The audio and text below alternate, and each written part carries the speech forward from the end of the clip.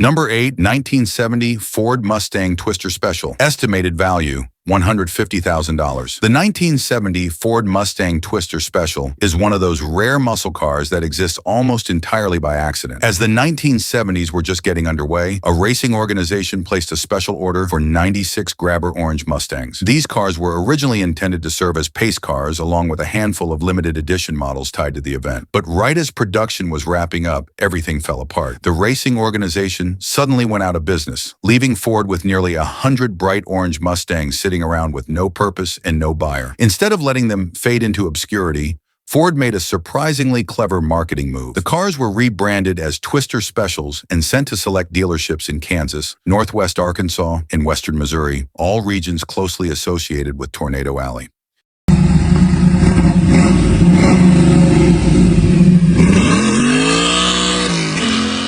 The name wasn't random. It tied directly into the local identity, making the cars feel exclusive, regional, and special. Under the hood, buyers could choose between two serious engine options. One was a 300 horsepower, 351 cubic inch Cleveland 5.8. The other was the much larger and more intimidating 428 cubic inch 5.8. Both engines could be paired with either an automatic transmission or a 4-speed manual, which means production was evenly split. That results in just 24 cars built for each possible configuration. Today, there isn't a single fixed market value for a 1970 Twister Special, largely because they almost never change hands. But based on recent sales, buyers should expect prices hovering around $150,000, assuming the car is authentic and properly documented.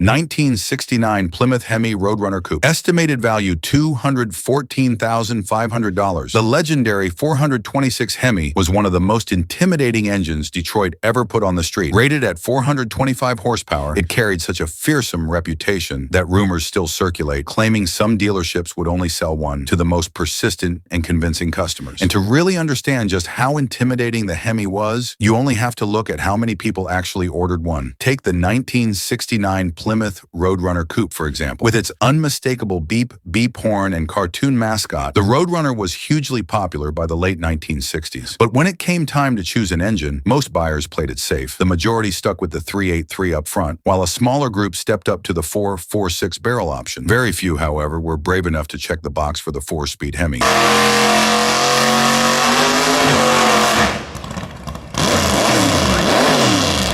According to Mecum, just 194 buyers ordered a 1969 Roadrunner Coupe with a 426 Hemi and a 4-speed manual transmission. That microscopic number instantly made the car one of the rarest muscle machines of its era. When one of these Hemi Roadrunners crossed the auction block in 2023, it hammered for $214,500, proving just how far collectors are willing to go for one of these unicorns. Rarer still is the ultimate version, the Hemi Roadrunner Convertible. Only 12 were ever built. They're so scarce, in fact, that we couldn't even track down a photograph to include.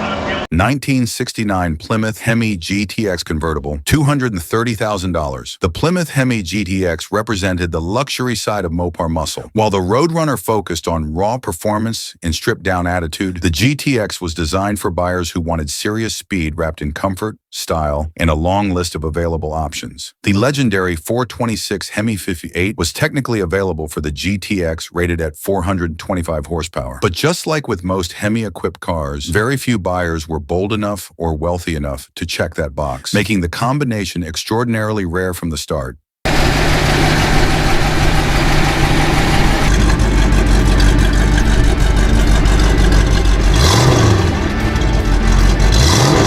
According to Macam, only 11 Hemi TX convertibles were built for the 1969 model year. Of those, just 6 left the factory with an automatic transmission, making them even more elusive. These weren't bare-bones muscle cars either. Buyers could load them up with features like a power-operated convertible top, factory electric windows, front bucket seats, a performance indicator, vacuum gauge, variable speed windshield wipers, and even a 150 miles per hour speedometer. When one of those 11 convertible Hemi GTX models surfaced for sale in 2020, the asking price climbed to $230,000. Even at that figure, the car ultimately failed to find a buyer. A reminder that rarity alone doesn't always guarantee a sale, even in the ultra-elite world of Hemi Mopars.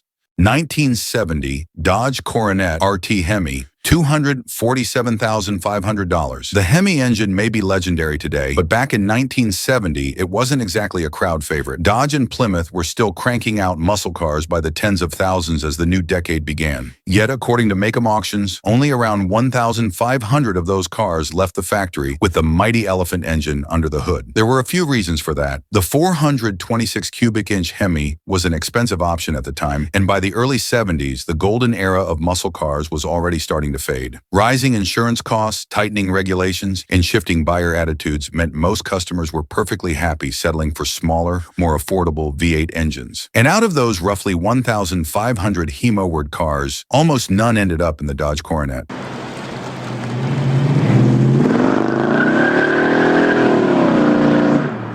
In fact, Dodge built just 13 Coronet Hemi RT models for the 1970 model year. According to Macam, that microscopic production figure alone puts it in the conversation as one of the rarest muscle cars ever built. It gets even more extreme from there. Only 4 Coronet RT hardtops were ordered with the Hemi engine paired to a 4-speed manual transmission, and when it comes to convertibles, it's believed that just a single Coronet RT Hemi drop top was ever produced. These cars packed 425 horsepower and a staggering 490 pound-feet of torque. And when one of the manual transmission examples crossed the Macam auction block in 2023, it sold for $247,500, a price that reflects just how mythical these cars have become.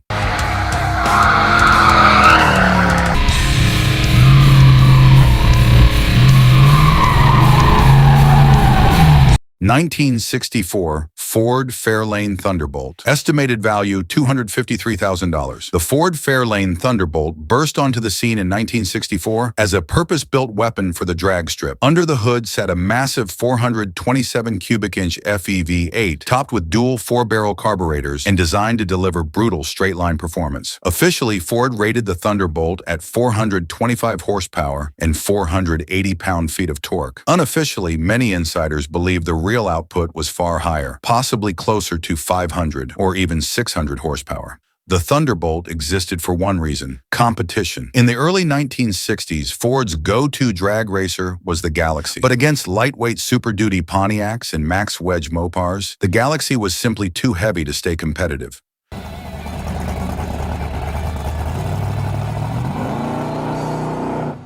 Ford needed something smaller, lighter, and far more aggressive. That answer came in the form of the Fairlane 500. Cars left the production line stripped of non-essential comforts like heaters, sound-deadening material, and even radios. From there, they were sent to Dearborn steel tubing, where the engine bay was extensively reworked to accept the oversized 427 engine borrowed from the Galaxy. Once completed, the Fairlane Thunderbolt tipped the scales at roughly 3,200 pounds, right at the NH minimum weight required to compete in the Supertalk class. In total, just 100 Thunderbolts were produced. Of those, 51 were equipped with automatic transmissions, while 49 left the factory with manual gearboxes. Today, the Thunderbolt is one of the most respected factory drag cars ever built. According to Classic.com, the average value of a 1964 Fairlane Thunderbolt sits around $253,000, cementing its status as a blue-chip piece of American muscle history.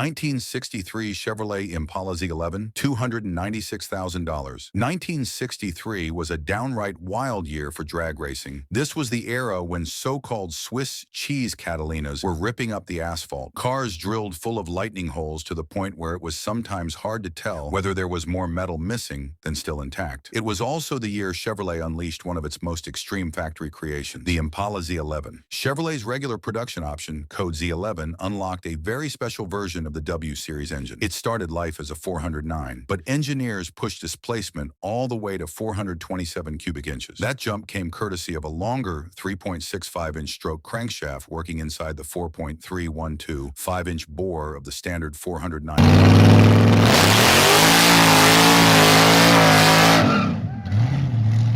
Officially, the Z11 was rated at 430 horsepower, but as was common practice in the early 1960s, that number was widely believed to be conservative. Many enthusiasts and historians suggest the real output was much higher, potentially in the neighborhood of 500 horsepower or more. Power was sent through a Borg-Warner T104-speed manual gearbox, and stopping duties were handled by heavy-duty brakes borrowed directly from the Corvette Z06. According to Haggerty, a total of 57 Impala Z11 models were built, but only 25 were produced for the 1963 model year. Today, each one is valued at roughly $296,000 in good condition, making the Z11 of the most coveted drag-era Chevrolets ever created.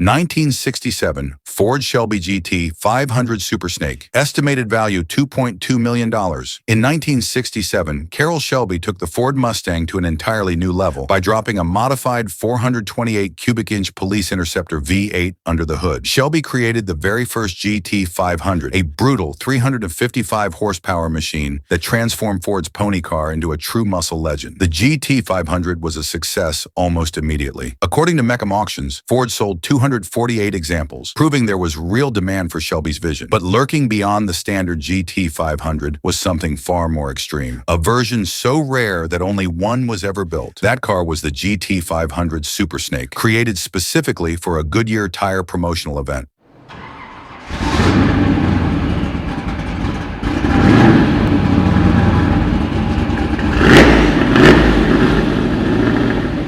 The Super Snake was engineered to run 500 meters at an average speed of 142 miles per hour, demonstrating the durability of Goodyear's new Thunderbolt tire. To make that possible, Shelby installed a purpose-built GT40 Mark II 427 engine, producing an astonishing 600 horsepower, along with a host of performance upgrades throughout the car. This one-of-one Super Snake became an instant legend, and when it crossed the auction block in 2019, it sold for $2.2 million, making it the most expensive Mustang ever sold at the time.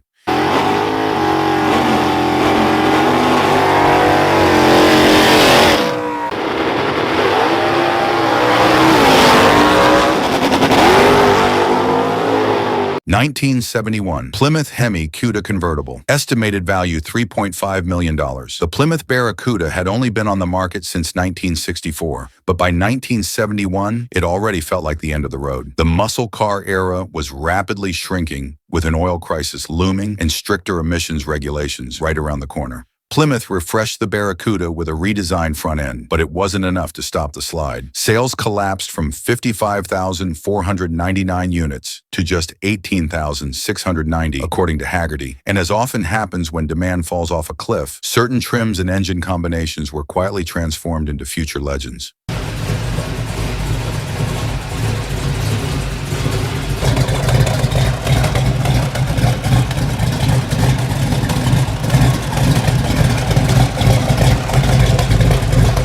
One of the most extreme examples is the 1971 Hemi Cuda Convertible. The final year, buyers could still order the legendary 426 engine. In total, just 12 Hemi Cuda convertibles were built. Only 7 were intended for the United States market, while the remaining 5 were exported overseas. And according to Haggerty, Just 3 of those 12 were equipped with a 4-speed manual transmission. Each of these drop-top muscle cars packed 425 horsepower, and today they exist in a financial universe of their own. One sold for $3,500,000 in 2015. Another example, the one you see here, reached an eye-watering $4,800,000 at auction in 2021, although it ultimately failed to sell.